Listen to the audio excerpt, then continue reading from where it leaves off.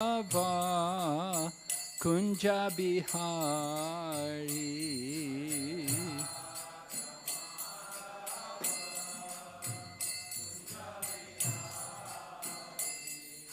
Gopi Jana Vallabha Giridharadhari.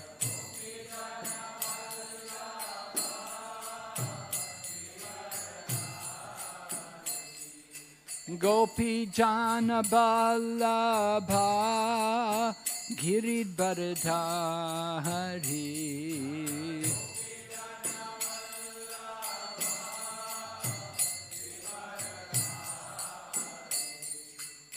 Yashodanandana Braja Janaranjana.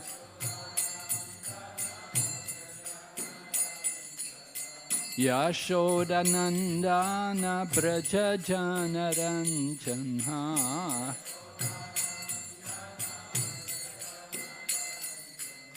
Yamunatira Vanachari.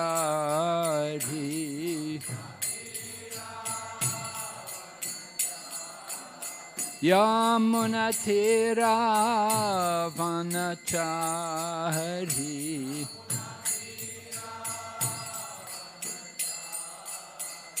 Jaya Radha Madhava Kunja Bihari.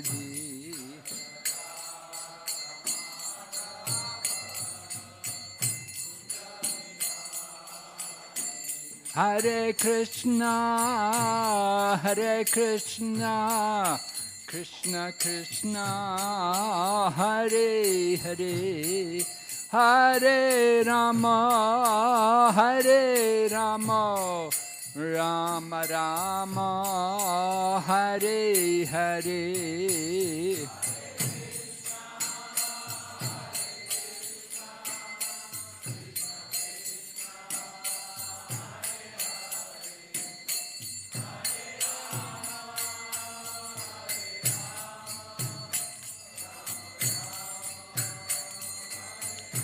Hare Krishna, Hare Krishna, Krishna Krishna, Hare Hare, Hare Rama, Hare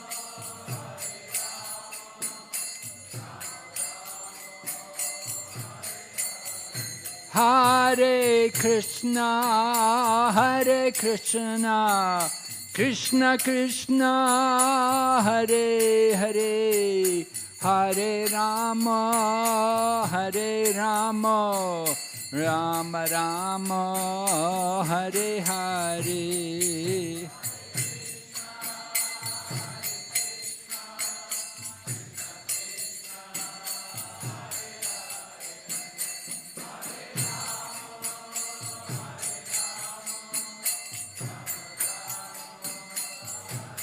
Nitai Gaur Hari Bo, Hari Bo, Hari Bo, Nitai Gaur Hari Bo.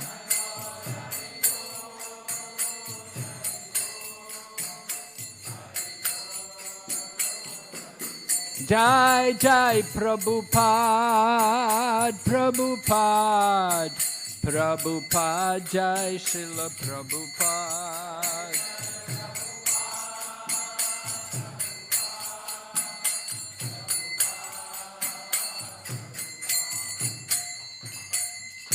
Gaur Premanande Haribo. Nama Om Vishnu Padaya Krishna Prastaya Bhutale Srimati Bhakti Vedanta Swami Iti Namane. Namaste Saraswati Devi Gauravani Pricharine Nirvishesha Shunyavadi Paschatya Desatani. Om Namo Bhagavate Vasudevaya. Om Namo Bhagavate Vasudevaya. Om Namo Bhagavate Vasudevaya.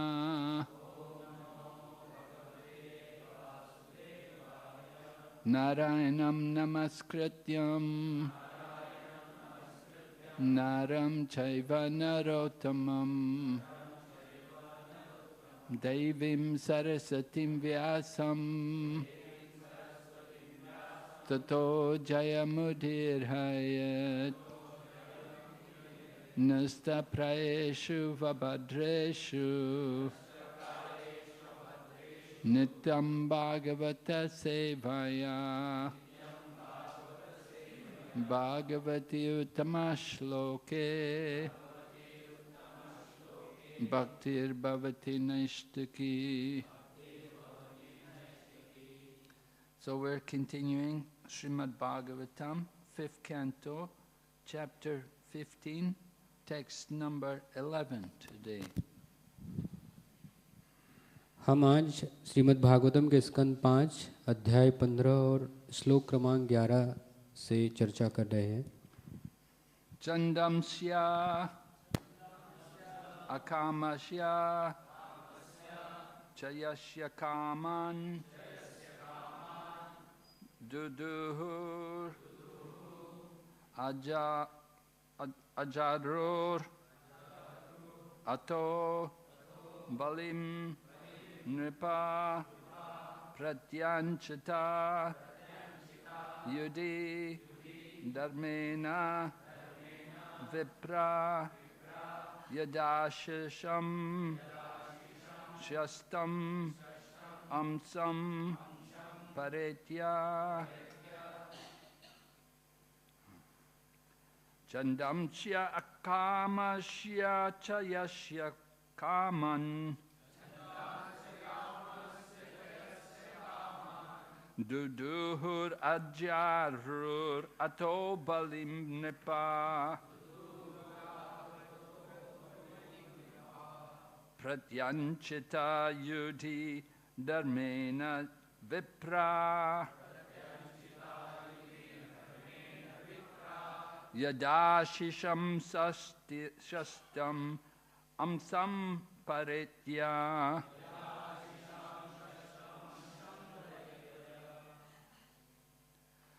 Chandamsya akamasya chayasya kaman duduhur ajaru ato balim nipa pratyanchita yudhi dharmena vipra yadashisham shastam amsam paretya. Chandamsya akamasya chayasya kaman duduhur ajarur ato balim nripa pratyanchita yudhi dharmena vipra yadashisam shastam amsam paritya.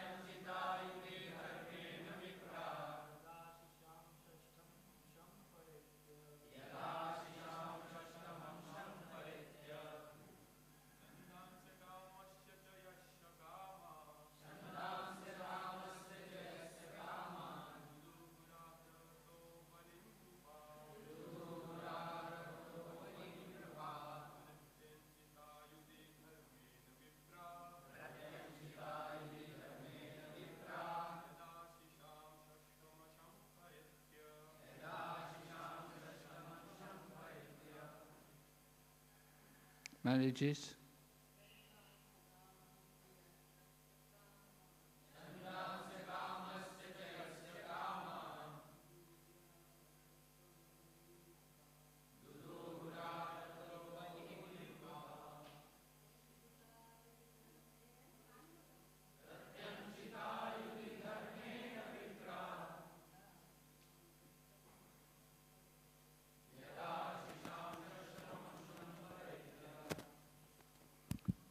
Jandamsi, all the different parts of the Vedas.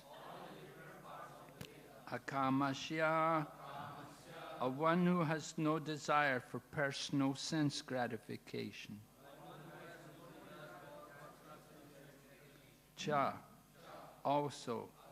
Yashya, whose. Kaman, all desirables. Duduhu, yielded. Ajaru, offered. Atho, thus. Balim, presentation.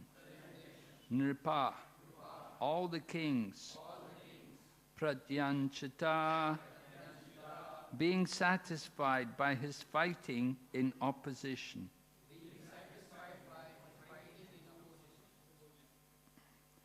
Yudhi, in the war. Dharmena, by religious principles.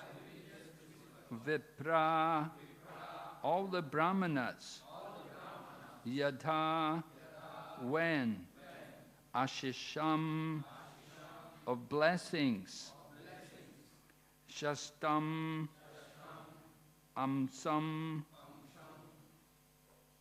1/6. Paritya, in the next life. Translation. Although King Gaya had no personal desire for sense gratification, all his desires were fulfilled by virtue of his performance of Vedic rituals. All the kings with whom Maharaj Gaya had to fight were forced to fight on religious principles. They were very satisfied with his fighting, and they would present all kinds of gifts to him. Similarly, all the brahmanas in the kingdom, in his kingdom, were very satisfied with King Gaya's munificent charities. Consequently, the brahmanas contributed 1/6 of their pious activities for King Gaya's benefit in the next life. Hindi?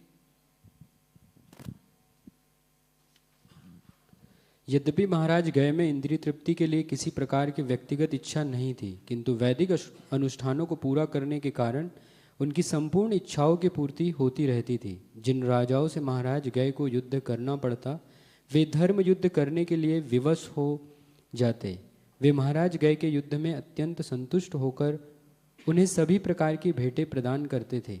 इसी प्रकार से उनके राज्य के समस्त ब्राह्मण उनके मुक्त दान से अत्यंत संतुष्ट रहते थे। फलस्वरूप ब्राह्मणों ने राजा गय को अगले जन्म में प्राप्त होने के लिए अपने पुण्य कर्मों का 6वां अंश सहर्ष प्रदान किया था। Purport by Srila Prabhupada. As a Kshatriya or emperor, Maharaj Gaya sometimes had to fight with subordinate kings to maintain his government. But the subordinate kings were not dissatisfied with him because they knew that he fought for religious principles. Consequently, they accepted their subordination and offered all kinds of gifts to him. Similarly, the brahmanas who performed Vedic rituals were so satisfied with the king that they very readily agreed to part with 1/6 of their pious activities for his benefit in the next life. Thus, the Brahmanas and Kshatriyas were all satisfied with Maharaj Gaya because of his proper administration. In other words, Maharaj Gaya satisfied the Kshatriya kings by his fighting and satisfied the Brahmanas by his charities. The Vaishyas were also encouraged by kind words and affectionate dealings. And due to Maharaj Gaya's constant sacrifices, the Sudras were satisfied by sumptuous food and charity. In this way, Maharaj Gaya kept all the citizens very satisfied. When Brahmanas and saintly persons are honored, they part with their pious activities, giving them to those who honor them and render them service. Therefore, as stated in Bhagavad Gita 4:34, Tadvidi pranipatena pariprashnena sevaya. One should try to approach a spiritual master submissively and render service unto him. तात्पर्य: क्षत्रिय होने के नाते महाराज गय को अपना शासन स्थिर रखने के लिए कभी कभी अधीनस्थ राजाओं से युद्ध करना पड़ता था, किंतु अधीनस्थ राजा कभी भी उनसे असंतुष्ट नहीं हुए, क्योंकि वे जानते थे कि महाराज गय धार्मिक नियमों के लिए लड़ते थे। फलतः वे उनकी अधीनता स्वीकार करके उन्हें नाना प्रकार की भेंटें अर्पित करते रहते थे। इसी प्रकार वैदिक अनुष्ठानों में रत ब्राह्मण जन भी राजा से अत्यंत संतुष्ट रहते थे, यहाँ तक कि वे सहर्ष अपने पुण्य कर्मों का छठा अंश उनके अगले जन्म के लाभार्थ प्रदान करने के लिए राजी हो गए। इस तरह ब्राह्मण तथा क्षत्रिय सभी महाराज गय से अत्यंत संतुष्ट थे। दूसरे शब्दों में यह कहा जा सकता है कि महाराज गय ने क्षत्रिय राजाओं को अपने युद्ध से तथा ब्राह्मणों को अपने दान से संतुष्ट कर रखा था। वैश्य भी राजा के उदार वचनों तथा प्रेमपूर्ण व्यवहार से प्रसन्न रहते थे। शूद्र उनके सतत यज्ञों से प्रचुर भोजन तथा दान प्राप्त करके संतुष्ट थे। इस प्रकार महाराज गय अपनी समस्त प्रजा को अत्यधिक संतुष्ट रखते थे। जब ब्राह्मणों एवं साधुओं का सम्मान किया जाता है तो वे सम्मान और सेवा करने वालों को अपने पुण्य कर्मों का एक अंश सहर्ष प्रदान कर देते हैं। अतः जैसा कि भगवद गीता 4:34 में कहा गया है, तद विद्धि प्रणिपातेन परिपृष्ठेन सेवया। मनुष्य को चाहिए कि वह सद्गुरु के शरणागत होकर दंडवत प्रणाम, विनम्र जिज्ञासा और निष्कपट भाव से उसकी सेवा करे। Om Jnanatmarandasya Jnananjana Shalakaya Chaksurunmilitan Yena Tasmai Shri Gurave Namaha Vanchakalpatarubhyascha Kripasindhu Bhayevacha Patitanam Pavanebhyo Vaishnavibhyo Namo Namaha. Jai Shri Krishna Chaitanya Prabhu Nityananda Shri Advaita Gadadhar Srivasadi Gaur Bhaktavinda. Hare Krishna, Krishna Krishna, Hare Hare, Hare Rama, Rama Rama, Hare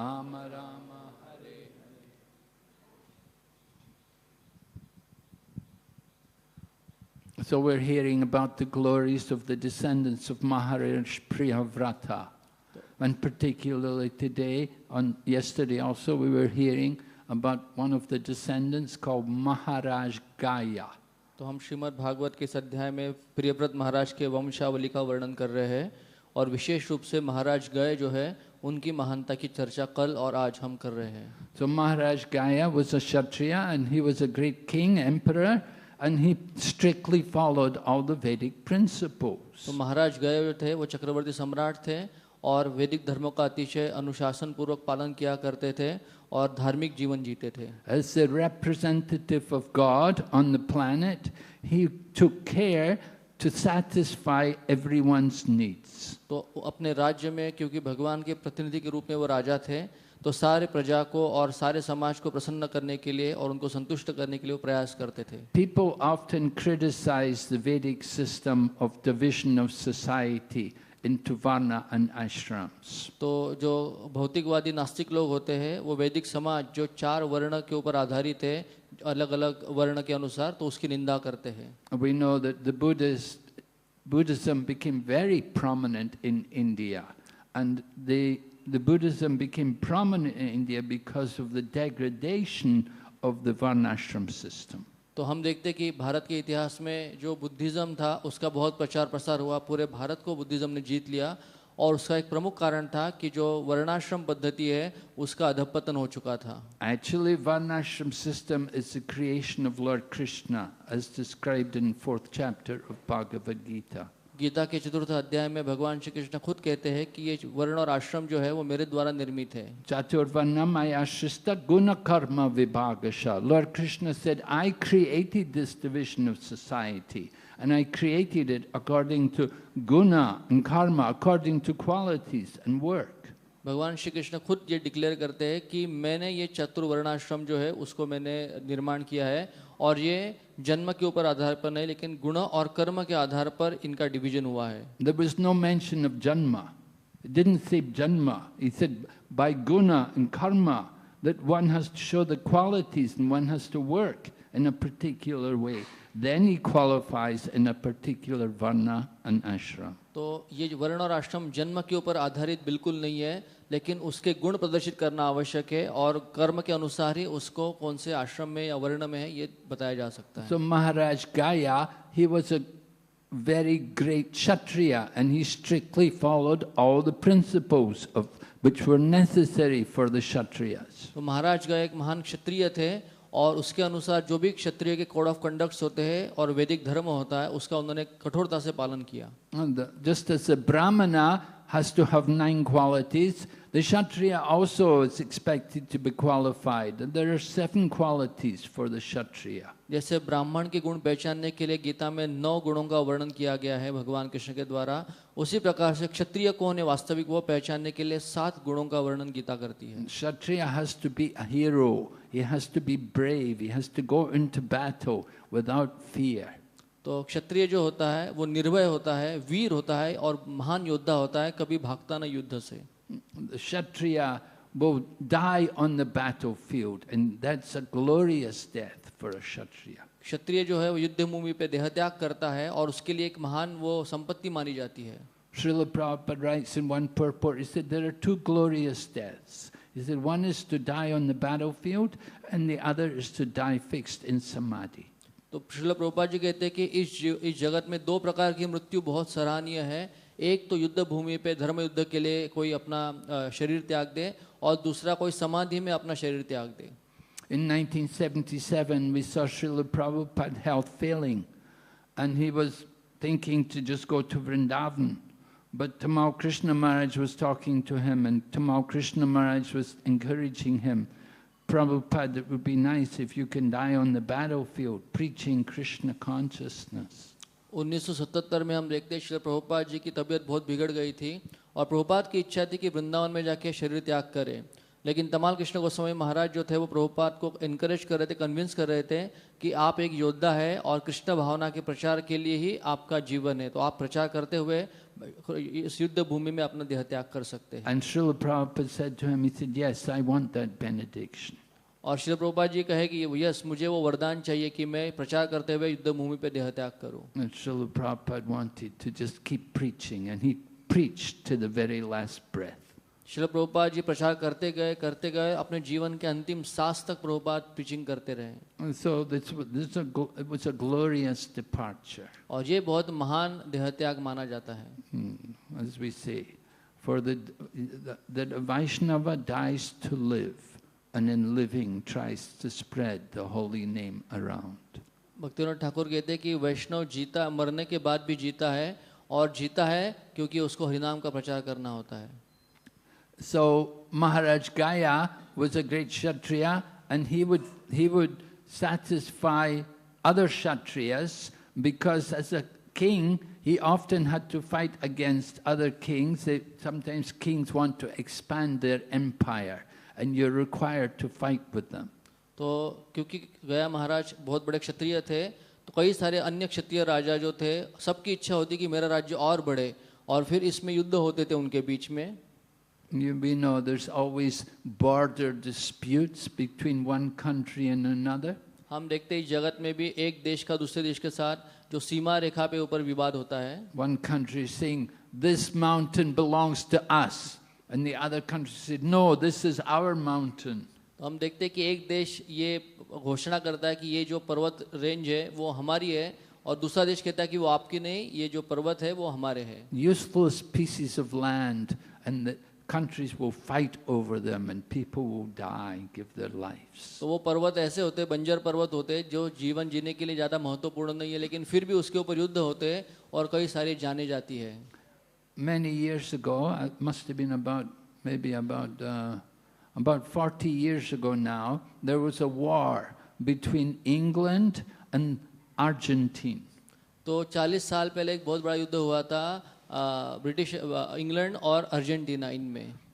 The British were claiming some islands which were off the coast of Argentina. They're called the Falkland Islands. So the British were claiming that this is our territory. तो Argentina के बाजू में कुछ द्वीप थे जिनको falcon islands कहते हैं, और ब्रिटिश जो थे वो क्लेम कर रहे थे कि वो एक्चुअली हमारी प्रॉपर्टी, हमें चाहिए वो। And Argentina were saying, no, look, it's just near to us. It's actually our property, you know, our land. और अर्जेंटीना बोले कि यार ये देश से हमारे सबसे नजदीक है, ये हमारी संपत्ति है, आप कैसे उसको क्लेम कर सकते हैं। So they went to war. और फिर युद्ध छिड़ गया And many people died. और बहुत सारे जवानों शहीद हो गए। It cost a lot of money. Many different airplanes and bombs and things were used. तो कई सारा वॉर मटेरियल यूज हुआ उसमें, जैसे प्लेन्स यूज हुए, बॉम्ब्स यूज हुए और बहुत सारा पैसा खर्चा हुआ। And it was so senseless because those islands which they were claiming were theirs were useless islands. There was nothing on the island. तो वो जो आइलैंड्स थे, द्वीप थे, उसमें कुछ उगता नहीं था, उसमें कुछ ऐसा महत्वपूर्ण नहीं था कि जिसके लिए उसके लिए युद्ध किया जाए, लेकिन फिर भी इसके लिए कई सारे जाने और संपत्ति बर्बाद हो गई। So that it's very typical of the Kali Yuga, how people quarrel and fight over nothing. तो ये कलयुग का लक्षण है कि बहुत ही तुच्छ विषय के ऊपर बड़े बड़े युद्ध और झगड़े हो जाते हैं कलयुग में। And they don't fight according to religious principles. और वो धार्मिक युद्ध नहीं होता है। Anyway, Maharaj Gaya was not that kind of king. When he was challenged by other kings, they did not accept to be subordinate to him, then there would be a battle and he would fight them. तो महाराज गया जब राज्य कर रहे थे चक्रवर्ती के रूप में, तो कुछ कुछ राज्य होते थे जो उनके सत्ता को, शासन को मानने के लिए तैयार नहीं होते थे। उस समय महाराज गया को उनके साथ युद्ध करना पड़ता था, उनको सबड्यू करने के लिए। We read about this in Srimad Bhagvatam, Mahabharata also. We read about Maharaj Yudhisthira performing Rajasuya sacrifice. हम महाभारत में भी ये देखते हैं, युधिष्ठिर महाराज जो थे उन्होंने राजसूय यज्ञ का आयोजन किया। When Maharaj Yudhisthira wanted to perform the sacrifice, he requested Lord Krishna to come, but Lord Krishna was considering the situation that you cannot do the sacrifice yet because not all kings have accepted subordination to you. तो महाराज युधिष्ठिर ने जब भगवान श्री कृष्ण को न्योता भेजा कि मैं ये राजसूय यज्ञ कर रहा हूँ तो आप कृपया आइए, तो भगवान श्री कृष्ण ने परिस्थिति को देखते हुए युधिष्ठिर महाराज को कहा कि अभी तक आप तैयार नहीं हुए इस राजसूय यज्ञ के लिए, क्योंकि सारे जो राजा है सभी आपको समर्पित नहीं है। In order to perform the Rajasuya Yagna, all the kings in all directions, they all have to admit subordination to the king who is performing the sacrifice. तो राजसूय यज्ञ का नियम होता है कि जो भी राजा को राजसूय यज्ञ करना होता है, चारों दिशाओं में जितने भी राजा होते हैं उन सब ने उसका महत्व और अधिकार मानना चाहिए, तभी वो पात्र होता है राजसूय यज्ञ करने के लिए। But there was Jarasandha, and Jarasandha was not going to admit subordination. लेकिन मगध में जरासंध था जो बिल्कुल किसी के प्रति शरणागत होने वाला नहीं था, वो खुद को स्वतंत्र मानता था। And Jarasandha was very powerful. He had the strength of 10,000 elephants. तो जरासंध बहुत शक्तिशाली था, उसके भुजाओं में 10,000 हाथियों का बल था। So Lord Krishna was being asked by Maharaj Yudhisthira to come to Hastinapur to take part in Rajasuya Yagna. But Lord Krishna considered, well, before you can do the Rajasuya Yagna, you first have to kill Jarasandha. तो जब युधिष्ठिर महाराज ने हस्तिनापुर में श्री कृष्ण को न्योता दिया राजसूय यज्ञ के लिए, तो श्री कृष्ण ने कहा कि देखो युधिष्ठिर, सबसे पहले आपको जरासंध को मारना होगा, तब जाके ये यज्ञ पूरा होगा। But who's going to kill Jarasandha? That's a difficult thing. He's very powerful. लेकिन जरासंध को कौन मार सकेगा? बहुत शक्तिशाली है, बहुत मुश्किल है ये। But Uddhava suggested actually Bhima would be a good person because Bhima also has the strength of 10,000 elephants. लेकिन उद्धव जी ने ये मंत्रणा दी कृष्ण को कि केवल भीमसेन जो है उनमें भी 10,000 हाथियों का बल है, वही भिड़ सकते हैं जरासंध से। So they knew Jarasandha as a Kshatriya and he follows Vedic principles, although he doesn't accept Lord Krishna and he doesn't accept the Pandavas, but still he does follow Vedic culture. लेकिन क्योंकि जरासंध क्षत्रिय राजा थे और वो वैदिक धर्म का पालन करते थे, भले ही वो श्री कृष्ण को नहीं मानते थे, पांडवों को नहीं मानते थे, लेकिन वैदिक धर्म को और उसके तत्व को मानते थे। Particularly he would give charity to Brahmanas. He knew that was very valuable. तो उसको पता था कि ब्राह्मणों को दान देना ये बहुत महत्वपूर्ण कार्य होता है, इसके लिए वो सारे ब्राह्मणों को जो भी चाहिए वो दान देता था। So Lord Krishna, along with Arjuna and Bhima, they went to Jarasandha dressed as Brahmanas. तो उस समय भगवान श्री कृष्ण, अर्जुन और भीम ये अपने आप को ब्राह्मण दिखाते हुए जरासंध को मिलने के लिए गए। The Brahmanas have the right to go just about anywhere. People see the Brahmana and they open the doors. The pious, saintly person, they will give some respect. तो ब्राह्मणों को कहीं भी जाने का अधिकार हुआ करता था, तो जब भी किसी के घर में ब्राह्मण जाते थे, लोग उनका सम्मान करते थे क्योंकि वो पुण्यवान होते थे और उनका आदर सत्कार करते थे। So in this way, Lord Krishna, along with Arjuna and Bhima, they went to see Jarasandha and they got to meet him. But Jarasandha was puzzled. He thought, these are unusual Brahmanas. तो जब भगवान श्री कृष्ण, अर्जुन और भीमसेन गए जरासंध की राजधानी में उसको मिलने के लिए एज अ ब्राह्मण, तो जब उनको पेश किया गया ब्राह्मणों के रूप में, तो जब जरासंध ने देखा तो बहुत आश्चर्यचकित हो गया कि ये कौन से क्वालिटी के ब्राह्मण है ये।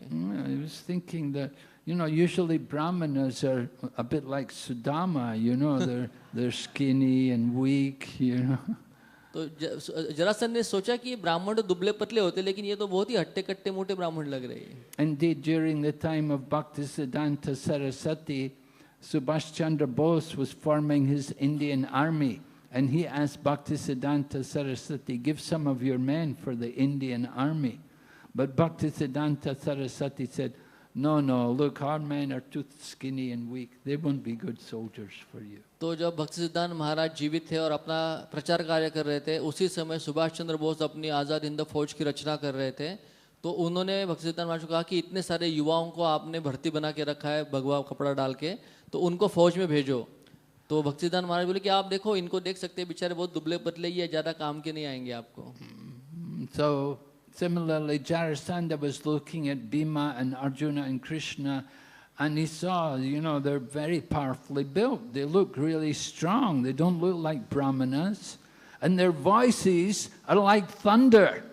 तो जब जरासंध ने देखा ये तीन तथाकथित ब्राह्मणों को, तो उनका बॉडी बिल्डिंग देख के और सब देखते हुए, और इतना वो बोला कि ऐसे कैसे ब्राह्मण होते, ब्राह्मण दुबले पतले होते हैं, और जब ये तीनों बात कर रहे थे तो ऐसे बात करते थे जैसे कि बिजली चमक कड़क रही है, आसमान के बादल की आवाज हो रही है। Yeah, and one of the qualities of the Brahmana is that they have this Ishvara Bhav. They have that power to lead and to get people to do things. तो क्षत्रिय का एक स्वभाव होता है कि उनमें ईश्वर भाव होता है, तो वो लोगों से काम करवाना जानते हैं और वो अथॉरिटी, अधिकार शक्ति उनके पास होती है। And you can see in Srila Prabhupada's time, when Srila Prabhupada was on the planet, most of the leaders, who were all big, powerful guys, big men. तो हम देखते जब श्रील प्रभुपाद जी थे और प्रचार कर रहे थे, तो जो भी प्रभुपाद जी के शिष्य थे, बड़े बड़े सन्यासी थे, वो सब हट्टे कट्टे मोटे पहलवान थे उनके आजू बाजू में। People like Brahmananda, he was a champion wrestler. तो देखेंगे आप ब्रह्मानंद प्रभु जो थे वो बहुत बड़े पहलवान थे और वो हमेशा प्रभुपाद के बाजू में खड़ा रहा करते थे। Tamal Krishna Maharaj was not very tall, but he was very powerful in speaking. तो तमाल कृष्ण महाराज बहुत हट्टे कट्टे नहीं थे, चौड़े नहीं थे, लेकिन बात करने में बहुत वो कठोर थे और बहुत उनका आवाज में दम था। So Jarasandha could understand these people are not really Brahmanas. तो जरासंध समझ गए कि भाई ये 3 लोग जो है कोई ब्राह्मण बिम्मन तो बिल्कुल नहीं है। But still they're coming as brahmanas and they're asking charity, so he agreed to give them charity. तो उसने सोचा कि ठीक है ब्राह्मण तो लेकिन एक दान मांगने के लिए आए हैं तो मुझे दान देना चाहिए उनको। But when they said we want to fight, he said, well, okay, he said, look, he said, this one Krishna, I fought him before, he ran away from me. तो जब उनसे भिक्षा मांगी गई द्वंद्व युद्ध की तो जरासंध हंस के बोला कि ये कृष्ण जो है पहले ही मेरे से भाग गया युद्ध में, तो उसके साथ मैं युद्ध नहीं करूंगा। Of course, Krishna had fought him 17 times and defeated him, but the 18th time Kalayavana came along with Jarasandha, and Krishna didn't want to see so many people die, and so Krishna performed his ranchor pastime. तो जब 17 बार जब जरासंध ने आक्रमण किया था मथुरा के ऊपर तो श्री कृष्ण ने 17 बार उनको परास्त किया। 18वें बार लेकिन जब काल यवन भी आ गया तो बहुत बड़ी सेना आ गई, तो श्री कृष्ण की इच्छा थी कि ज्यादा यहाँ पे हिंसा न हो, इसके लिए उन्होंने रणछोड़ का लीला की। And Jarasandha was thinking, I've beaten him this time. I'm the winner this time. Jarasandh के मन में ये भ्रम हो गया कि इस बार मैंने श्री कृष्ण को परास्त कर दिया है, भाग खड़े हो गए। 17 times Krishna had defeated him and killed all of his soldiers and left him alone. Jarasandha was humiliated 17 times, but the 18th time he thought, he was convinced, he thought, I won this time. तो 17 बार श्री कृष्ण ने उनके सारे सैनिकों का वध करके केवल जरासंध को जिंदा छोड़ते थे, इतना अपमानित किया करते थे। लेकिन 18वीं बार जब श्री कृष्ण रण छोड़ के भागे तो जरासंध सोचला कि मैंने अभी परास्त किया है, मैंने मेरा बदला ले लिया है। So Jarasandha said, I'm not going to fight Krishna. No, he ran away from me. I'm not going to fight him now. And Arjuna, he's too weak. He's not strong enough. He won't be a good battle for me. तो Krishna already भाग के मेरे सामने भाग के पीठ दिखा के भाग चुके हैं, तो उनके साथ युद्ध करने में कोई मतलब नहीं। और अर्जुन तो बहुत बच्चा है, बहुत छोटा है, उसमें इतनी शक्ति भी नहीं है, तो उसके साथ भी युद्ध नहीं करूंगा। But this one, Bhim, meaning Bhim, this one, he looks like he could give me a good fight. लेकिन भीम जो है वो दिखने में काफी मेरे जैसे लगते हैं, हट्टे कट्टे चौड़े, वो मेरे साथ युद्ध कर सकते हैं। So Jarasandha shows the Kshatriya mood that he's looking for a good fight. He doesn't want to fight someone who's easy for him to defeat. He wants to fight someone who'll give him a good fight. तो जरासंध जो थे वो क्षत्रिय थे वास्तविक, वो कोई easy fight नहीं चाहते थे, कोई बच्चे के साथ युद्ध करना नहीं चाहते थे, वो चाहते थे टफ फाइट ताकि उनके साथ युद्ध करने में उनको आनंद आए। Kshatriya is wanting a good battle. He enjoys the battle. It's the nature of the Kshatriya that they take pleasure in having a good battle. तो क्षत्रिय जो होते हैं उनको एक अच्छा युद्ध बहुत पसंद होता है, उनमें उनको बहुत आनंद आता है। So the Kshatriya mood is they have to go forward. They cannot retreat. तो क्षत्रिय जो होते हैं उनका कोड होता है कि वो हमेशा आगे बढ़े, युद्ध में कभी पीछे नहीं हटे। They have to have that courage in battle, that even if it's going against them and they're thinking it's too much, they don't retreat, they will go forward. उनमें ये विशेष साहस होता है कि कितना भी युद्ध उनके विपरीत क्यों न हो जाए, भले उनके जान माल को खतरा हो जाए, फिर भी पीछे नहीं हटते, वो हमेशा युद्ध के लिए आगे बढ़ते रहते हैं। We had this one devotee in London. He used to be a boxer, you know. He used to fight in the ring.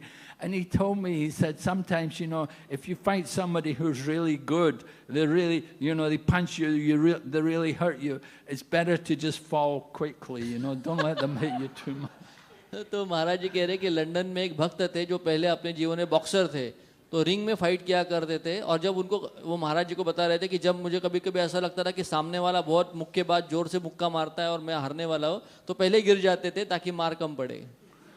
But Kshatriyas are not like that, you know. They want to go forward. लेकिन क्षत्रिय उस समान नहीं होते, वो हमेशा आगे बढ़ते रहते हैं युद्ध के लिए। Prabhupada tells a story about one Kshatriya king. He went to battle with his army and he came back alone. तो श्रील प्रभुपाद जी एक राजा की क्षत्रिय की बात किया करते थे कि वो युद्ध के लिए गए अपने सेना के साथ, इतना भयानक युद्ध हुआ कि केवल अकेले ही वो वापस आए। So the king came back to his palace, but the doors were all closed. And he shouted to the queen that, I'm your husband, I've come back, I've been defeated in battle, open the door, let me in.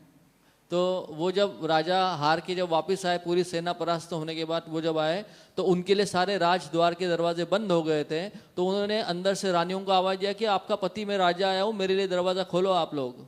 But the queen said, my husband will either die on the battlefield or he will win the battle. He will not come home defeated. लेकिन उनकी जो रानी थी उन्होंने अंदर से आवाज दिया कि मेरा पति है, एक तो युद्ध जीत के आएगा, नहीं तो युद्ध पे प्राण छोड़ के आएगा, हार के कभी आएगा नहीं वापस. You must be an imposter. Go away. I'm not opening the door. तो आप मेरे पति नहीं है, आप कपटी है, मैं दरवाजा खोलूंगी नहीं, आप चले जाओ.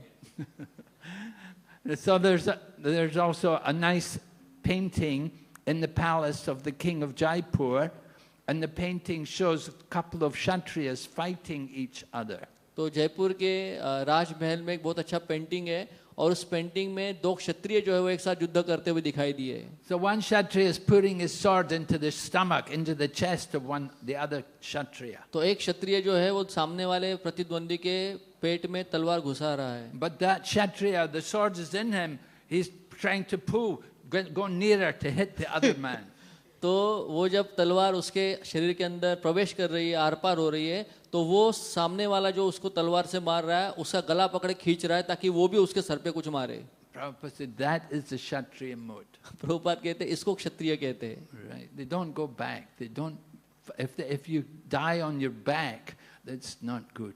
क्षत्रिय कभी पीठ पे वार नहीं लेता है, क्योंकि जब पीठ पे वार लेता है तो वो उसको मरने से भी बड़ी सजा होती है. And we read in the 6th canto Srimad Bhagavatam about Vritasura, how he was fighting the demigods and how they were having also similar different challenges. तो षष्ठम स्कंद में हम वृत्रासुर की कथा सुनते हैं. वृत्रासुर सारे देवताओं के साथ युद्ध कर रहे थे और इसी स्पीड में, इसी स्पिरिट में, इसी भाव में उनका युद्ध चल रहा था. Vritrasura had such a horrible, huge body. When the demigods went to battle and they saw him, they just turned and ran. तो वृत्रासुर का शरीर इतना भव्य था, दिव्य था, इतना सक्षम था कि जब वो युद्ध भूमि पे आए तो सारे देवता उनके शरीर को देख के भाग खड़े हो गए.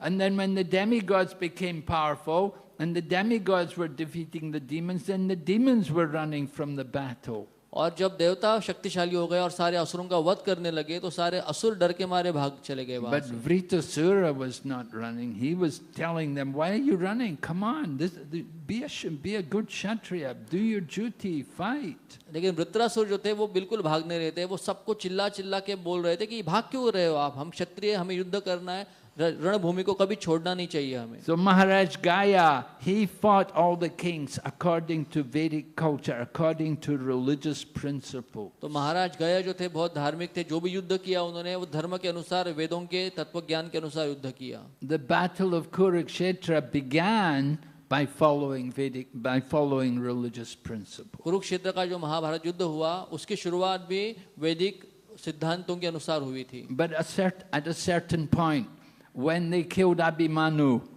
that was when they deviated from the religious principle. लेकिन जब अभिमन्यु का अधर्म से वध कर दिया गया तब जाके उस युद्ध ने गलत दिशा ले ली, अलग दिशा ले ली. Because Abhimanyu was one man and he was fighting 7-8 Maharathis. They were all around him. तो अभिमन्यु एक बालक था लेकिन फिर भी वो 6-6, 7-7 महारथियों के साथ एक साथ युद्ध कर रहा था. So that is not religious principles. तो वो कोई धार्मिक तरीके का युद्ध नहीं है. They should be equally matched to fight each other. तो युद्ध में समानता होनी चाहिए. And so therefore, when Karna's chariot got stuck in the mud, and Arjuna's coming to kill him, Karna's appealing, look, it's not fair. तो जब कर्ण और अर्जुन का युद्ध चल रहा था और कर्ण के रथ का चक्का जब धंस गया जमीन में और वो निकालने के लिए नीचे उतरा, तो जब भगवान के आदेश के अनुसार अर्जुन ने प्रहार करना शुरू किया तो कर्ण कहा कि मेरा पहिया फंसा हुआ है, मेरे पास शस्त्र अस्त्र नहीं है, ये धर्म नहीं है, तुम क्यों प्रहार कर रहे हो मेरे ऊपर. But Lord Krishna said to Arjuna, he said, there was no mercy to Abhimanyu. There should be no mercy now. Go and kill him. तो श्री कृष्ण ने कहा अर्जुन को कि अर्जुन, जब अभिमन्यु के साथ अधर्म किया गया था, उनके साथ अत्याचार किया गया था, तो इस समय आप कर्ण के ऊपर भी उसी प्रकार से अत्याचार अधर्म करके उनका वध कर सकते हो. So although they began by following religious principles, the whole battle deteriorated. लेकिन शुरुआत तो की थी धर्म युद्ध से, लेकिन बाद में सारे सिद्धांतों को तोड़ना शुरू हो गया. But Maharaj Gaya, he would fight his enemies and they would be satisfied. They would feel very good after fighting him. तो तो महाराज गए जो थे वो धार्मिक युद्ध का पालन करते थे, तो उनकी इस युद्ध नीति से और प्रहार से भी बाकी के क्षत्रियों को संतुष्टि मिलती थी. They felt happy to be defeated and to be subordinate to such a great, powerful Kshatriya king. और वे बाकी के राजा लोगों को खुशी होती थी कि ऐसे महान राजा से हमें पराभव प्राप्त हुआ है, और वो तैयार हो जाते थे उनके दास के रूप में उनके अंडर काम करने. So by fighting, Maharaj Gaya satisfied the Kshatriyas, and by giving charity to the Brahmanas, he satisfied them. तो युद्ध का दान देने से सारे क्षत्रियों को संतुष्ट किया महाराज गया ने, और सारे ब्राह्मणों के आशीर्वाद लिए दान धर्म करके उनको. The Brahmanas were happy to see Maharaj Gaya perform the religious principles, and they were happy to receive charity from him. तो महाराज गए का धार्मिक जीवन देखते हुए, उनकी शरणागति देखते हुए और दान धर्म देखते हुए सारे ब्राह्मण उनको आशीर्वाद देके संतुष्ट होते थे. That's another qualification of a Kshatriya, that they should be charitable. तो क्षत्रिय का ये दूसरा महत्वपूर्ण गुण है कि वो दानशील होने चाहिए. The wonderful example is there of Maharaj Sibi. महाराज शिबी का बहुत अच्छा उदाहरण आता है. That it happened, a little sparrow came to Maharaj Sibi pleading, I'm being chased by a big eagle, he wants to eat me, he wants to devour me. तो एक समय महाराज शिबी जब बैठे थे तो एक चिड़िया आई रोते रोते और कही महाराज शिबी को कि बहुत बड़ा चील मेरे पीछे लगा है जो मुझे खाना चाहता है, मेरी रक्षा कीजिए. But Maharaj Sibi said to the sparrows that anyone who comes and takes shelter of me, I will give them protection. तो महाराज शिबी ने उस चिड़िया को कहा कि जो भी मेरा आश्रय लेता है मैं उन सबकी रक्षा करता हूँ, आपने मेरी आश्रय लिया है, मैं आपकी भी रक्षा करूँगा. So then the eagle came and said, where's that sparrow? That's my food. तो चील जब आया वहां पे और कहा कि मेरा जो अन्न है वो चिड़िया है, कहाँ पे, मुझे दे दो तुरंत वो. And Maharaj Sibi said, no, I'm protecting that sparrow. He's taken shelter of me. I'm giving protection. तो महाराज शिबी कहे कि नहीं, मैं उस चिड़िया को नहीं दे सकता क्योंकि उसने मेरा आश्रय लिया है, तो उसको आप भूल जाओ. So then the eagle protested that you're depriving me of my food. That was to be my food. तो चील ने कहा कि आप मुझे भूखा मार रहे हो क्योंकि चिड़िया को खाना, ये मेरा अन्न है चिड़िया, तो आप मेरा खाना छीन नहीं सकते. So Maharaj Sibi said, I will give you flesh from my own body equal to the weight of the sparrow. तो शिबी महाराज कहे कि जितना भी उस चिड़िया का वजन है उतना मांस मैं मेरे शरीर का निकाल के दूंगा. So they got scales. Under one scale they had the sparrow, and the other scale Maharaj Sibi is cutting flesh from his body. तो तुरंत राज दरबार में एक वजन काटा लेके आया गया और एक तराजू में, एक पल्ले में उस चिड़िया को रखा गया और दूसरे पल्ले में खुद शिबी महाराज अपना मांस काट काट के रखने लगे. But the sparrow was so heavy. The more he was cutting flesh, it was still not equaling the weight of the लेकिन वो sparrow. छोटी सी चिड़िया इतनी हेवी थी, इतना वजनदार थी कि कितना भी मांस डाला जाए दूसरे पल्ले में वो ऊपर ही रहता था. So Maharaj Sibi was ready to cut off his own head in order to satisfy the bird. तो उस पक्षी के संतुष्टि के लिए महाराज शिबी अपना सर काट के रखने के लिए भी तैयार थे. So that was the glory of Maharaj Sibi, that he was so charitable. He was giving his own life to save another. तो शिबी महाराज की महानता थी कि केवल एक पक्षी के जान की रक्षा के लिए वो अपना जीवन भी देने के लिए तैयार थे. And we know about Ranti Dev, how people came begging food for Maharaj Ranti Dev. Ranti Dev and his family had all been fasting for many days, and different people came to get food. तो रंती देव महाराज की कथा में हम देखते हैं कि रंती देव महाराज प्रजा के कल्याण के लिए कई दिन तक उपवास रखा, और जब उनको पारणा करना था, उनके परिवार के साथ उपवास किया था, तो कई बार अलग अलग लोग मांगने के लिए आए उनका खाना और वो देते चले गए. They were just about to break their fast. Ranti Dev and his family were going to break their fast. A big meal had been prepared. Then a Brahmana came and he said, I'm very hungry. तो जब रांति देव अपने परिवार के साथ जब पारणा करने वाले थे, उसी समय ब्राह्मण आ गया और वो कहा कि मुझे बहुत भूख लगी है, मुझे खाना चाहिए. So Maharaj Ranti gave him half the food that was ready. तो जो भी अन्न बना हुआ था, प्रसाद तैयार था, उसमें से आधा उन्होंने उस ब्राह्मण को दे दिया. But after the Brahmana left, then a Sudra came with some other dogs. जब ब्राह्मण चला गया उसके बाद एक शूद्र आया कई सारे कुत्तों को लेके, And they were also asking food. और वो भी बोल रहे थे कि हम भूखे, हमें अन्न चाहिए. And in this way they took all the rest of the food. तो इस प्रकार से बाकी का बचा हुआ अन्न भी उनको दिया गया. And there was only one glass of water left. तो केवल कुछ पानी बचा था. But then somebody else came, they wanted to take that glass of water. तो और एक कोई आया, प्यासा हुआ, बोला कि मुझे पानी पीना है. And Maharaj Ranti Dev would just say, all I want to do is satisfy people and give them, fulfill the desires of others. I have no desire for anything myself. तो रांतिदेव महाराज ने वो जल भी प्रदान कर दिया और ये प्रार्थना की भगवान से कि मेरे जीवन में केवल एक ही कार्य है, एक ही इच्छा है कि मैं प्रजा को संतुष्ट करता रहूं, सेवा करता रहूं और मेरे कोई भी स्वार्थ की इच्छा नहीं है. So this is the charitable nature of Kshatriyas, real Kshatriyas. तो जो सच्चा क्षत्रिय होता है उसका ये दान स्वभाव होता है. So the Maharaj guy, he would give to these brahmanas so much charity, just like Janak Maharaj would give so much charity that even everyone would be satisfied. He wouldn't just give to brahmanas, he'd give to everyone. तो जिस प्रकार से महाराज गए दान धर्म करते थे, वैसे ही जनक महाराज इतना दान धर्म करते थे, केवल ब्राह्मणों को नहीं लेकिन सारे प्रजा को वो दान दिया करते थे और सबको संतुष्ट किया करते थे. And he'd give in abundance. He wouldn't give small, he would give really big. तो वो कोई छोटा दान धर्म नहीं करते थे, वो सब कुछ लुटा देते थे दान धर्म में, सारी शक्ति लगा देते थे. And in this way all the brahmanas were happy. तो इस प्रकार से सारे ब्राह्मण संतुष्ट हो जाते थे. What to speak of the brahmanas, everyone was happy. The Sudras also got charity. तो शुद्ध केवल ब्राह्मण नहीं लेकिन शूद्रों को भी दान धर्म किया जाता था. So Maharaj Gaya satisfied the Brahmins, the Kshatriyas, the Vaishyas and the Sudras. तो महाराज गए जो थे वो सब वर्णों को संतुष्ट करते थे, ब्राह्मण हो, क्षत्रिय हो, वैश्य हो या शूद्र हो. The Sudras need food. They want good food. If you give them nice food, they'll never leave. तो शूद्र जो होते हैं उनको अच्छा अन्न बहुत पसंद होता है, इसीलिए महाराज गए जो थे वो बहुत अन्नदान करते थे, अच्छा अच्छे व्यंजन परोसते थे. वो जब खाते थे फिर वो कभी छोड़ के जाते नहीं थे. There's a story about the one man, he had great difficulty to get servants to stay in his house to do seva. तो एक बहुत बड़ा सेठ था, उसको कोई अच्छा सेवक नहीं मिलता था कि हर एक कोई छोड़ के जाता था, तो वो ऐसा टिकने वाला कोई सेवक उसको मिलता नहीं था. There was so much work to be done, people didn't like all the hard work, they would go away. और वो इतना सारा काम उसे घर में हुआ करता था कि लोगों को इतनी मेहनत करना अच्छा नहीं लगता था, वो छोड़ के चले जाते थे. So he asked his friend, what can I do to keep my servants? तो उसने अपने दोस्त को पूछा कि ऐसा कुछ उपाय बताओ कि मैं सेवक को यहाँ पे टिका के रखूं. He said, you have to give them basmati rice and ghee. तो वो जो दोस्त था उसने कहा कि तुम्हें बासमती राइस और घी देना चाहिए तुम्हें उनको. So every day he would cook basmati rice and ghee, and this way the servants would eat the rice, they'd be so happy.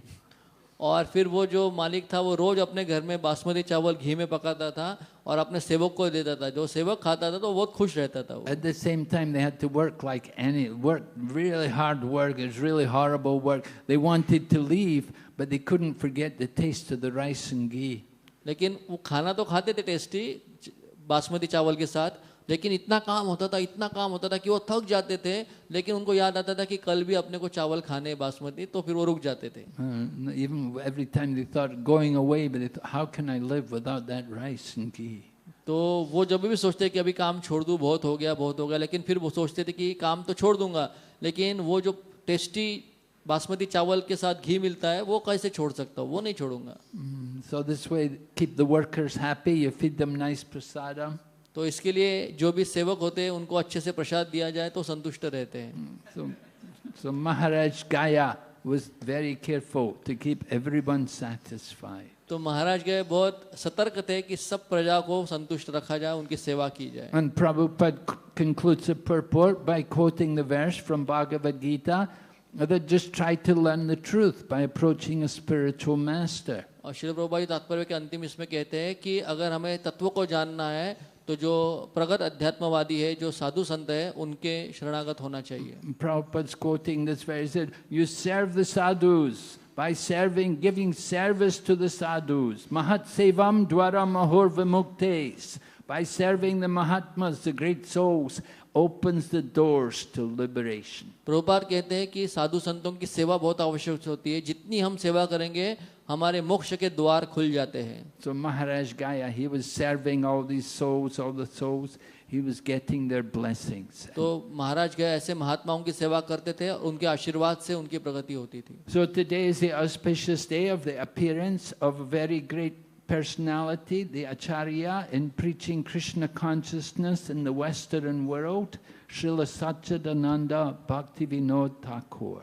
तो आज का दिन बहुत पावन दिन है क्योंकि आज हमारे सबसे बड़े आचार्य प्रचारक श्री सच्चिदानंद भक्ति विनोद ठाकुर इनका आविर्भाव दिवस है. So Srila Bhaktivinoda Thakur is described as the seventh Goswami. भक्ति विनोद ठाकुर इनको 7th गोस्वामी कहा जाता है. He was a householder. He had a large family. तो भक्ति विनोद ठाकुर खुद एक गृहस्थी थे और उनके कई सारे बच्चे थे, बड़ा परिवार था. His first wife died, and he took a second wife, and they had 12 children. तो पहली पत्नी का देहांत होने के बाद उन्होंने दूसरा विवाह किया और उनके परिवार में 12 बच्चे थे. So Srila Bhaktivinoda Thakur raised all of his children in Krishna consciousness, and you can see the Gorgadhar deities which are there in Mayapur at the Yoga Peeth. They used to be in the house, so they were the deities of the wife of Bhaktivinoda Thakur. तो भक्ति विनोद ठाकुर जो है उन्होंने सारे परिवार कृष्ण भावना भावित बनाया था और आज मायापुर के योग पीठ में जो गौर गदाधर विग्रह है वो भक्ति विनोद ठाकुर उनके घर के ही विग्रह है. So Srila Bhaktivinoda Thakur labored greatly to establish this Krishna consciousness movement. तो ये कृष्ण भावना आंदोलन को स्थापन करने का बहुत बड़ा श्रेय जो है वो भक्ति विनोद ठाकुर इनके समर्पण को और डेडिकेशन को जाता है. In the times of Bhaktivinoda Thakur, it was difficult to find a copy of the Chaitanya Charitamrita. Thakur भक्ति विनोद के समय इस प्रकार की अवस्था थी कि केवल चैतन्य चरितामृत की कॉपी प्राप्त करना मुश्किल हो गया था. And it was Srila Bhaktivinoda Thakur who went to Vrindavan, and he met many different holy men in Vrindavan, and he would inquire from them, what kind of manuscripts do you have? And he found books like Upadesh Amrita.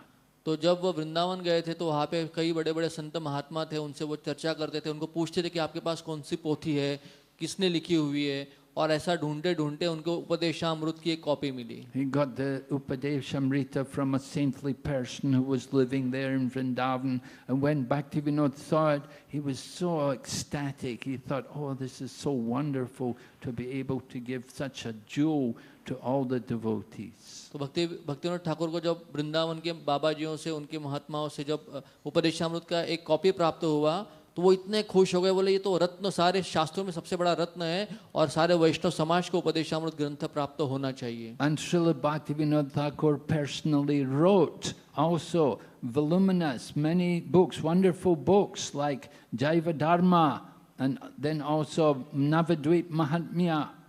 तो भक्ति विनोद ठाकुर जी ने भी कई सारे ग्रंथ खुद लिखे हैं, जैसे नवद्वीप महात्म्य हो या जैव धर्म हो, ऐसे कई सारे ग्रंथों की रचना उन्होंने की बड़े बड़े. He didn't just write one or two songs, he wrote hundreds of songs. उन्होंने कई सारे भजन लिखे, सैकड़ों भजन की रचना की उन्होंने. Sharanagati is one of the books of songs of Srila Bhaktivinoda Thakur. शरणागति जो है ये उनके एक भजन का संग्रह है जो श्रील भक्ति विनोद ठाकुर इन्होंने लिखा है. There are 6 characteristics of Sharanagati.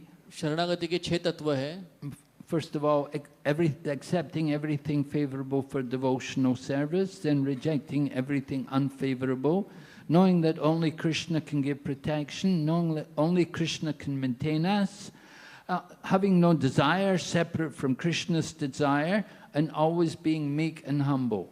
तो ये शरणागति के 6 तत्व है कि जो अनुकूल है उसको स्वीकार करे, जो प्रतिकूल है उसको छोड़ दे, और जो श्री कृष्ण रक्षा करेंगे उसमें विश्वास रखे, कृष्ण के प्रति पूरी श्रद्धा रखे, और आखिरी last one Maharaj, Meek and humble. हाँ, हमेशा नम्रता से और शरणागति के भाव में सेवा करे. So Bhaktivinoda Thakur wrote a number of songs about each of these 6 qualities. और भक्तिविनोद ठाकुर ने ये हर एक शरणागति के अंग है उसके ऊपर कई सारे भजनों की रचना की है. And we sing many of these songs. और हम हमेशा इन सबको गाते रहते In हैं. our temples, everything like Shuddha Bhakta Charana Renu. शुद्ध भक्त चरण रेणु जैसे जो भजन है. And Jai Radha Madhava Kunja Bihari, this is also Bhaktivinoda Thakur.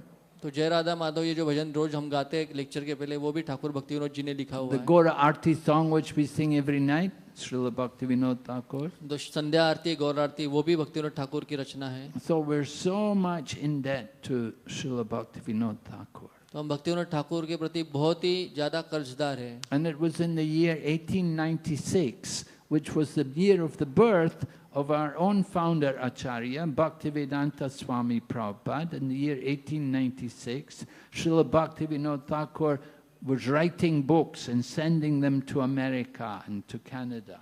तो 1896 जो हमारे श्रील प्रभुपाद जी जो है उनका आविर्भाव का वर्ष है, उसी वर्ष में ठाकुर भक्ति विनोद जी ने इंग्लिश में कई सारे ग्रंथ लिखे, उसको अमेरिका भेजा था। He wrote his book, The Life and Teachings of Sri Chaitanya Mahaprabhu, and he sent it to different universities around the world in the Western countries. उसी साल उन्होंने श्री चैतन्य महाप्रभु का जीवन और शिक्षा यह ग्रंथ लिखा था, और कई सारे कॉपी जो थी वो वेस्टर्न वर्ल्ड में यूनिवर्सिटीज में उन्होंने यहाँ से भेजी थी। And it was Srila Bhaktivinoda Thakur who envisioned that in the future there would be people from all over the world coming to Mayapur and chanting the holy names. और भक्ति विनोद ठाकुर जी ने स्वप्न देखा था, एक दिन आएगा जब विश्व के सारे देशों से, दुनिया से लोग आएंगे मायापुर में और चैतन्य महाप्रभु का कीर्तन करेंगे। And so Srila Bhaktivinoda Thakur, in his early life, he was working in the government service, and at one point he became the magistrate in Jagannath Puri,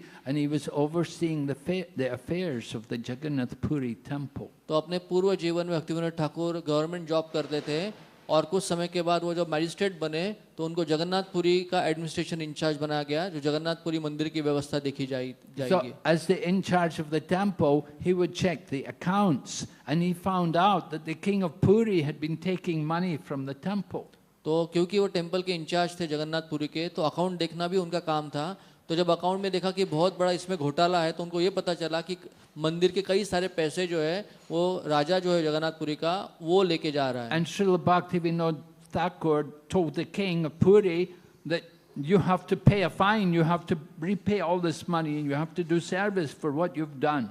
तो जब भक्ति विनोद ठाकुर को ने देखा तो उन्होंने राजा से कहा कि तुमने इतने सारे जो पैसे उठाए मंदिर से, आपको ये फिर से देना चाहिए, भगवान की सेवा में पैसों को लगाना चाहिए। So that king of Puri was so upset with Bhaktivinoda Thakur that he hired a number of brahmanas to do a yagna to kill Bhaktivinoda Thakur. तो राजा इतना गुस्सा हो गया अपमान से तो उसने भक्ति विनोद ठाकुर को नष्ट करने के लिए कई सारे ब्राह्मणों को बुलाया और अपने महल में अभिचार यज्ञ, काली जादव का यज्ञ करना शुरू किया। And at the end of the yagna, the son of the king of Jagannath Puri died. और जब यज्ञ खत्म हुआ कई दिनों के बाद, तो राजा का जो पुत्र था, राजपुत्र इकलौता, उसकी मृत्यु हो गई।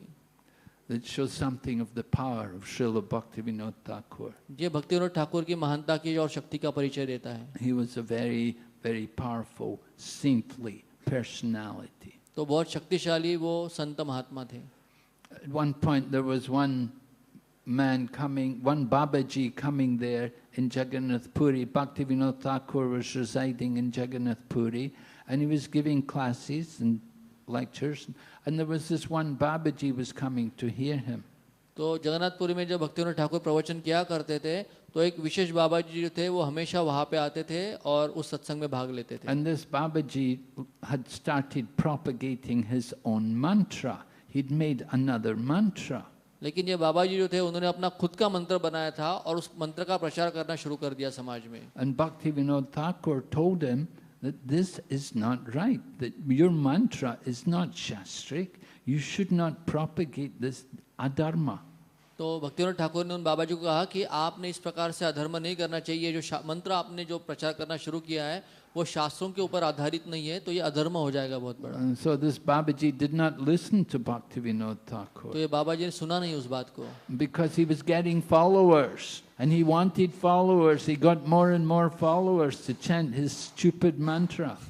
तो ये बाबा जी को बहुत सारे अंधे लोग मिलते थे जो ये मंत्र को जप करते थे, उसका प्रचार करते थे, और वो ये फॉलोअर चाहिए, इसके लिए बाबा जी उसका प्रचार कर रहे थे। Ended up the Babaji went mad.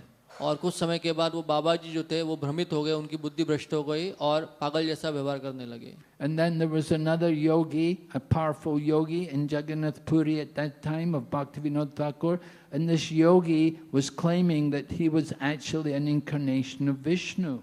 तो उसी समय जगन्नाथपुरी में एक बहुत बड़ा योगी रहता था और वो इस प्रकार से प्रचार करता था कि मैं विष्णु का अवतार हूँ। And he had some yoga powers. He had fire coming out from his hair.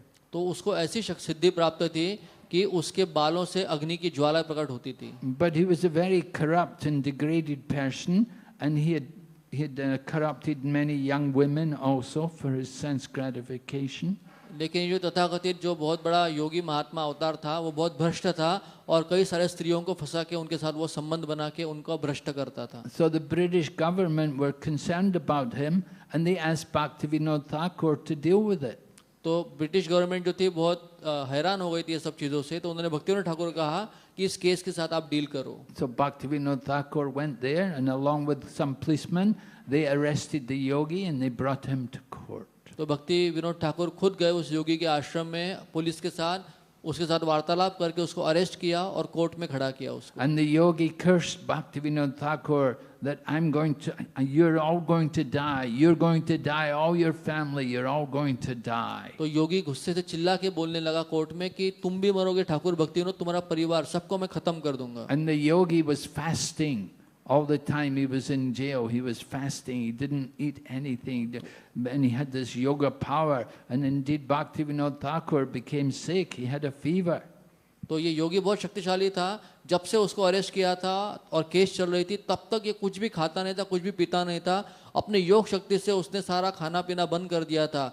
और उसी समय भक्तिविनोद ठाकुर बहुत बीमार पड़ गए, बहुत बुखार होने लगा तेज और चकराने लगे वो. And the yogi had many followers, many supporters, and they were campaigning for his release, and they were saying he's a good man, he's an incarnation of God. तो योगी के कई सारे फॉलोअर्स थे, बहुत बड़ा फैन क्लब था. तो court के बाहर ये सब लोग धरना देते थे कि हमारे ये भगवान को छोड़ दो, ये बहुत महात्मा है, बहुत अच्छे व्यक्ति है, उनके साथ बुरा हो रहा है, उनके साथ पॉलिटिक्स हो रही है. And Bhaktivinoda Thakur was sick, he was very ill, they were worried he's going to die. और भक्ति विनोद ठाकुर इतने तकलीफ में थे, इतने पीड़ा में थे, इतने दर्द में थे कि उनको लग रहा था कि अभी मेरी मृत्यु निश्चित है. But Bhaktivinoda Thakur would not give up. He said, I'm not going to give up. That man has to be punished. He's a rascal.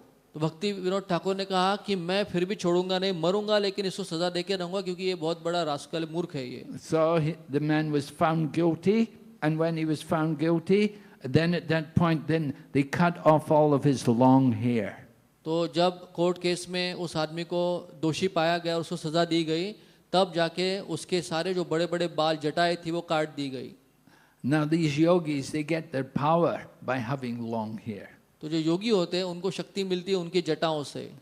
In Krishna consciousness, we get our power by shaving our heads. हमारे ISKCON Krishna भावना में हमें शक्ति मिलती है मुंडन करने से. Just the opposite. You see, we're not the tantric yogis. क्योंकि हम कोई तांत्रिक योगी नहीं, हम भगवान के भक्त हैं. But after they cut off that yogi's hair, they took him to prison, and when he was in prison, he drank poison, committed suicide. तो जब उसके बाल काट दिए गए, उसकी जटाएं काट दी गई, तो उसकी सारी शक्ति क्षीण हो गई, और जब उसको जेल में डाल दिया गया तो वो बहुत अपमानित और लज्जित होने के बाद वो जहर खा के मर गया. So people understood the man was actually a cheater. और फिर समाज को पता चला कि ये तो बहुत बड़ा कपटी था, इम्पोस्टर था. So it was Bhaktivinoda Thakur who exposed him. और ये भक्तिविनोद ठाकुर जो थे उन्होंने उसको एक्सपोज करके सजा दी. So Bhaktivinoda Thakur began the Namhata preaching. He was going to village to village because he was we're talking about more than 100 years ago when he was there preaching. So it was a rural society. Most people were in the villages, and Bhaktivinoda Thakur would go from village to village and preach. तो भक्तिविनोद ठाकुर जब 100 साल पहले प्रचार किया करते थे, उस समय ज़्यादा से ज़्यादा लोग गाँव में रहा करते थे, तो उन्होंने नाम हट्ट प्रचार शुरू किया. हर गांव में जाते थे और वहाँ पे प्रचार और सत्संग किया करते थे. And he would go, the program would be just like our programs. They'd do kirtan, he'd preach from this Bhagavad Gita, and then they would have some prasadam for everyone. तो जैसे हम अभी सत्संग करते हैं हमारे मंदिर में, इसकी शुरुआत ठाकुर भक्तिविनोद जी ने की. गांव में जाते थे, वहाँ पे कीर्तन किया होता था, फिर वो भागवत से कथा करते थे और फिर सबके लिए प्रसाद बांटा जाता था. So Bhaktivinoda Thakur set up the whole Namhata preaching, and then later on his son, his seminal son, Bhaktisiddhanta Saraswati, he preached in the cities. और फिर ये तो नाम हट्ट की शुरुआत ठाकुर भक्तिविनोद जी ने की.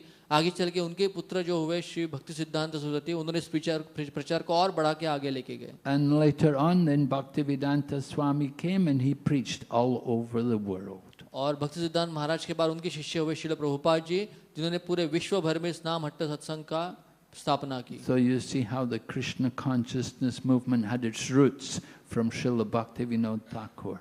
तो हमें पता होना चाहिए किस प्रकार से हमारा जो कृष्ण भावनामृत इस्कॉन का आंदोलन है उसके जड़े जो है वो ठाकुर भक्ति विनोद जी से जुड़े हुए हैं.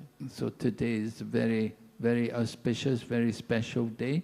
We certainly want to pray to Srila Bhaktivinoda Thakur.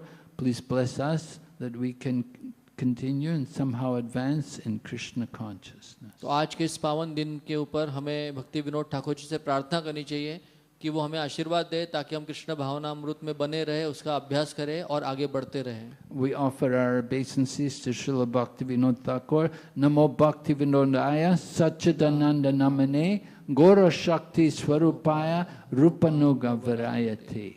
In this way we glorify Srila Bhaktivinoda Thakur that he is Gora Shakti. He's empowered with the energy of Sri Chaitanya Mahaprabhu. And at the same time, he is Rupanuga. He's a strict follower of Srila Rupa Goswami. तो आज हम उनकी वंदना करते इस श्लोक के अनुसार वो गौर शक्ति है, चैतन्य महाप्रभु की शक्ति अवतार है श्रील भक्तिविनोद ठाकुर. और केवल इतना ही नहीं लेकिन वो रूपानुगा रूपाराय थे. जितने भी रूप गोस्वामी के अनुयायी है उनमें बहुत ही प्रामाणिक और निष्ठावान अनुयायी है रूप गोस्वामी के. Okay, Hare Krishna. हरे कृष्ण. Any questions? किसी कोई प्रश्न है तो हम ले सकते हैं.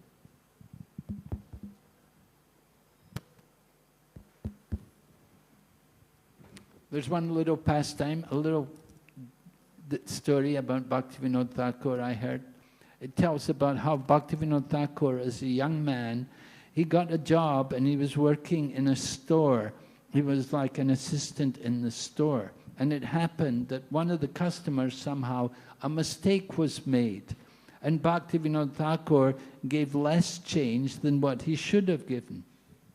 तो एक बार का बात है जब भक्तिविनोद ठाकुर अपने जीवन की शुरुआत कर रहे थे तो वो एक नौकरी करते थे एक दुकान में और वो दुकान में असिस्टेंट थे, मालिक के साथ वो काम करते थे. और एक दिन एक व्यक्ति आया और उसने गलती से हिसाब में गड़बड़ होके वो पैसा भक्तिविनोद ठाकुर को दे दिया. So when Bhaktivinoda Thakur realized he'd made this mistake, he went after the man to give him the money, to return it to him and tell him, I made a mistake, I'm sorry. तो भक्तिविनोद ठाकुर के पास जब ज़्यादा पैसा आ गया तो वो हिसाब करने के बाद पता चला कि वो जो ग्राहक आया था वो गलती से पैसा देके गया है. तो वापस उस ढूंढते हुए ग्राहक के पास गए, उसके घर पे गए और जो एक्स्ट्रा पैसा दिया था वो वापस उनको कर दिया उन्होंने. And when the shopkeeper, the one who owned the shop, heard that Bhaktivinoda had done this, he told him, he said, you know, you shouldn't work in a shop. और जब ये मालिक को पता चल गया कि भक्तिविनोद ठाकुर जी ने जो एक्स्ट्रा पैसा था वो वापस जाके ग्राहक के घर में दे के आए तो उसने कहा कि तुम इस शॉप में, इस मेरे दुकान में काम करने के लायक नहीं हो. You're too honest. आप बहुत ज़्यादा ऑनेस्ट है. So this is something, you can understand something of the nature of Srila Bhaktivinoda Thakur. और इससे हमें भक्तिविनोद ठाकुर जी का स्वभाव जो है उसके बारे में पता चलता है. Hare Krishna. हरे कृष्ण. His Holiness भक्ति विग्रह विनाशक नरसिम्हा स्वामी महाराज की, श्री सच्चिदानंद भक्ति विनोद ठाकुर महाशय की, श्रील प्रभुपाद की जय. तो अभी यहाँ पे पुष्पांजलि होगी.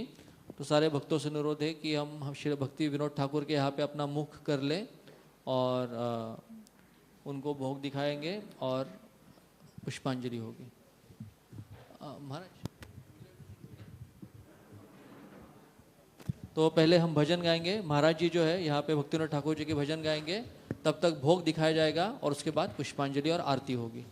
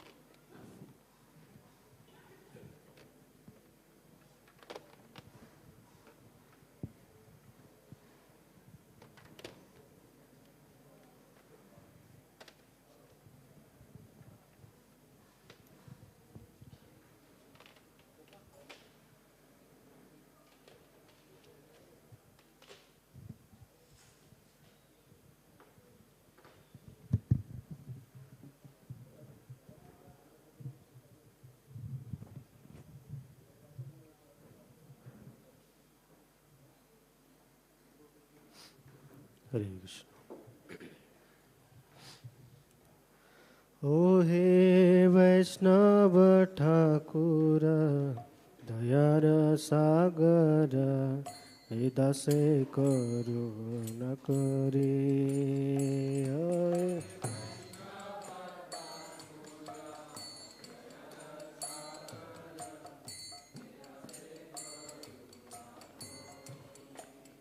ओ हे वैष्णव ठाकुर दयार सागर, हे दासे करो न करे।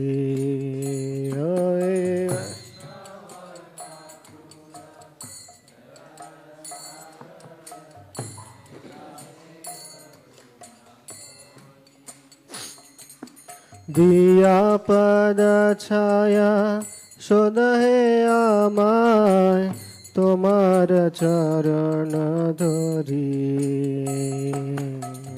দিয়া পদ ছায়া শোধ হে আমায়, তোমার চরণ দিয়া পদ ছায়া শোধ হে আমায়, তোমার চরণ ধরি।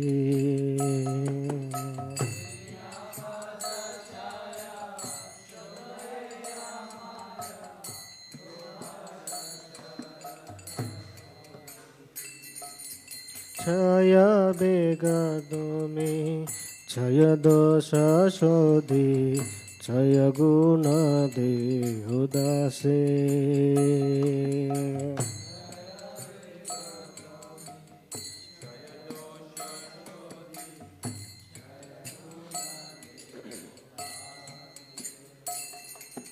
छय बेगदमे छय दोष शोधि, छय गुण देहु दासे।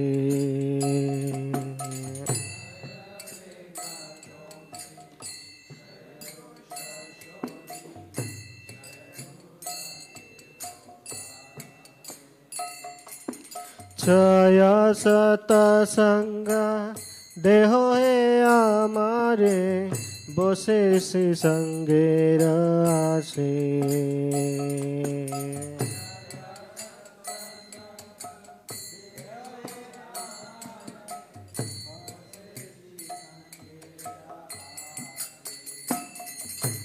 छय सतसंग देह हे आमारे, बसे श्री संगेर आसे।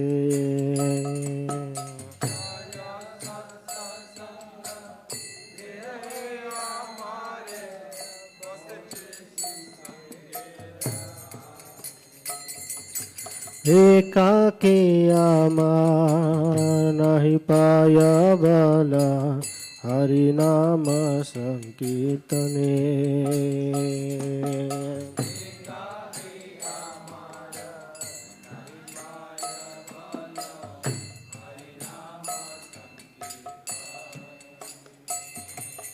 एकाकी आमार नहीं पाय बला, हरि नाम संकीर्तने।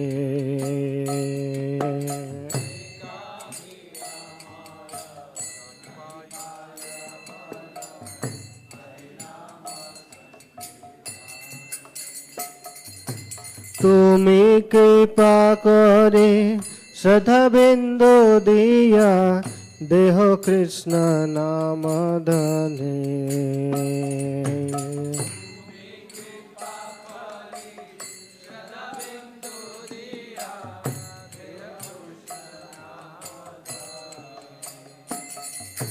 তুমি কৃপা করে, তুমি কৃপা করে সদা বিন্দু দিয়া, দেহ কৃষ্ণ নাম ধনে।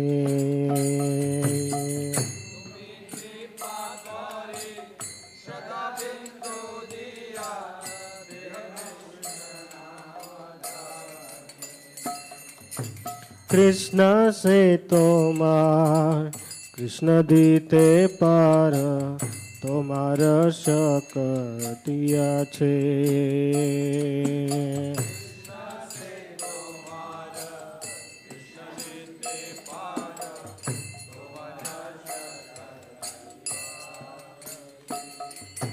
કૃષ્ણ સે તોમાર કૃષ્ણ દીતે પાર તમારા શકતિયા છે.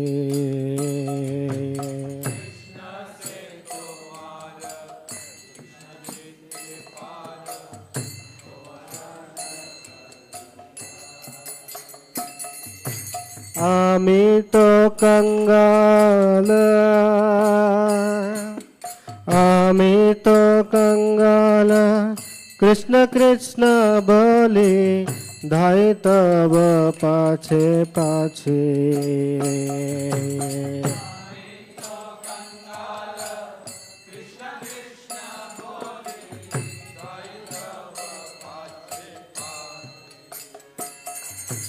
আমি তো કંગાલ કૃષ્ણ કૃષ્ણ બોલે ધાય તબ પાછે પાછે.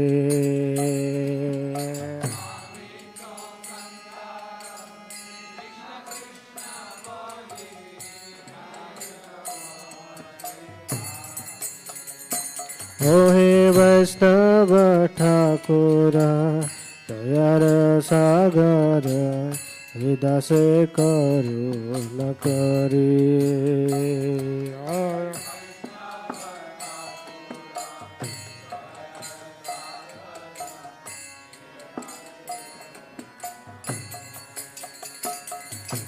દિયા પદ છાયા દિયા પદ છાયા શોધ હે અમાય তোমার চরণ ধরি.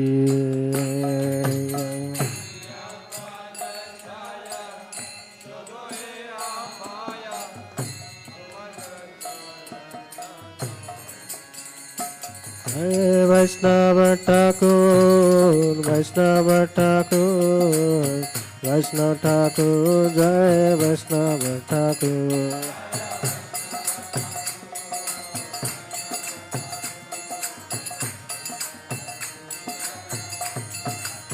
જય પ્રભુપદા જય પ્રભુપદા પ્રભુપદા જય પ્રભુપદા.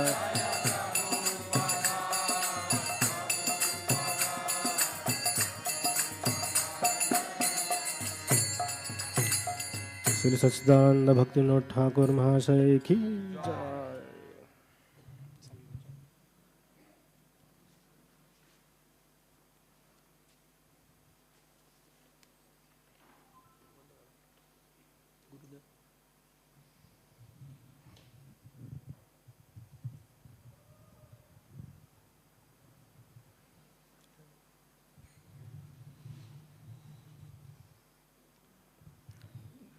गुरुदेव कृपा बिंदु दिया.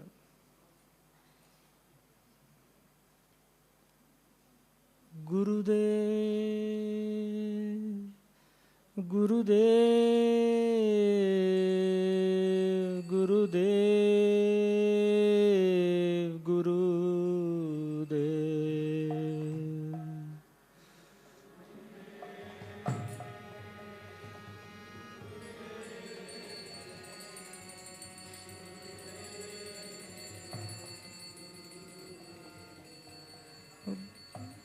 गुरुदेव कृपा बिंदु दिया करो ए दासे तृणापेक्षातिहीन.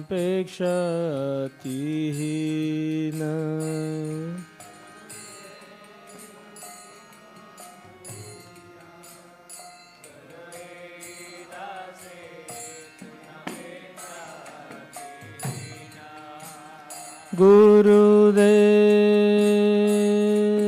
कृपा बिंदु दिया करो ए दासे तृणापेक्षातिहीन.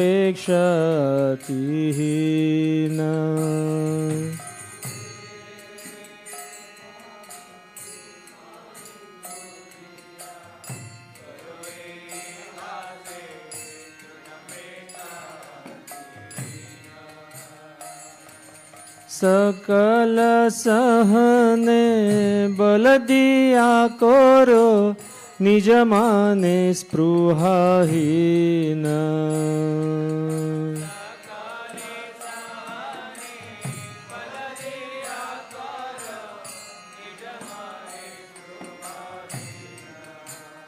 गुरुदेव कृपा बिंदु दिया रोए दासे तृणापेक्षा तीन